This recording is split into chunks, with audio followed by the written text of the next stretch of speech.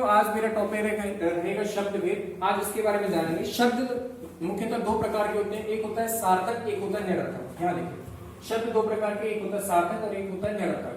जहां पे जिसका सीधा सीधा अर्थ रहता है, जैसे गाय लिखा हुआ है तो गाय हमने शब्द लिया और जिसका सीधा अर्थ समझ में आ रहा है कि गाय क्या है भाई, जिसकी 4 पैर है, एक पूंछ है, एक मुंह है, ये हमें समझ में आ रहा है, तो गाय अर्थ में क्या होगा, सार्थक हो गया। इसी शब्द को हमने उठपटांग थोड़ा सा लिख दिया, जैसे यगा लिख दिया, तो ये शब्द तो है बट सार्थक शब्द नहीं है, ये निरर्थक शब्द है, ये हमारे काम में कभी नहीं होगा। ठीक है, फिर गाय को हमने लिखा, गाय कहलाएगी, पद कहलाता है। अक्षर में यदि लिखना होगा तो गा प्लस या, ये अक्षर होता है। इसको वर्ण में यदि तोड़ना तो गा प्लस बड़ा आ प्लस या हलंत वाला प्लस आ, ये मिलकर क्या कहलाएगा, गाय, जो कि वर्ण कहलाता है। तो यहाँ वर्ण, अक्षर और पद में डिफरेंस देखिए। फिर बात करते हैं शब्द भेद में।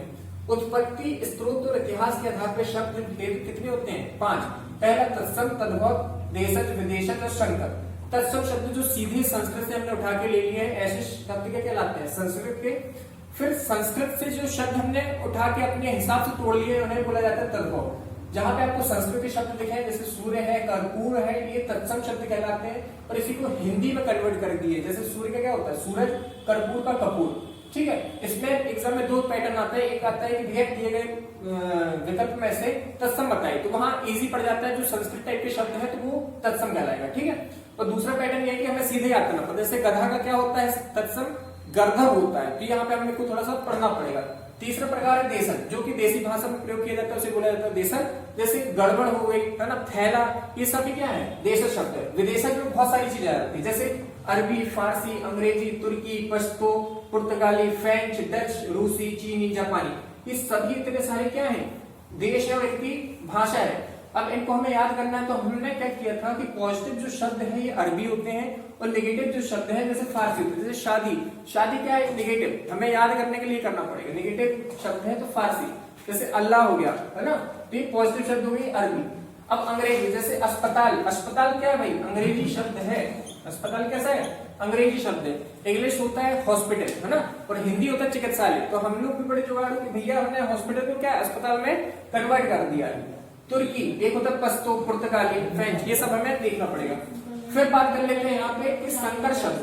संकर शब्द जो होता है, शंकर जो शब्द होता है क्या, 2 अलग अलग भाषाओं से मिलकर बना होता है। जैसे रेलगाड़ी, रेल प्लस गाड़ी, रेल इंग्लिश शब्द हो गया, हिंदी गाड़ी शब्द हो गया।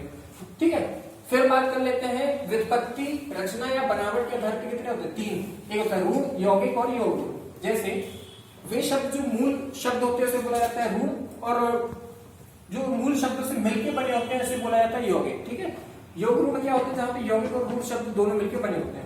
जैसे लिखा हुआ है फॉर एग्जांपल के लिए ज्ञान, ज्ञान में हमने आ लगा दिया तो क्या हो गया, अज्ञान। तो ये उपसर्ग, प्रत्यय, समास किस में निहित होता है, यौगिक में। योग रूढ़ में हमें क्या करना पड़ता है, बहुब्रीहि समास। समास एक टॉपिक है, समास का एक छठा प्रकार होता है बहुब्रीहि समास। जितने भी उदाहरण है ये सभी क्या होते हैं, बहुब्रीहि समास के उदाहरण योग रूढ़ में आ जाते हैं।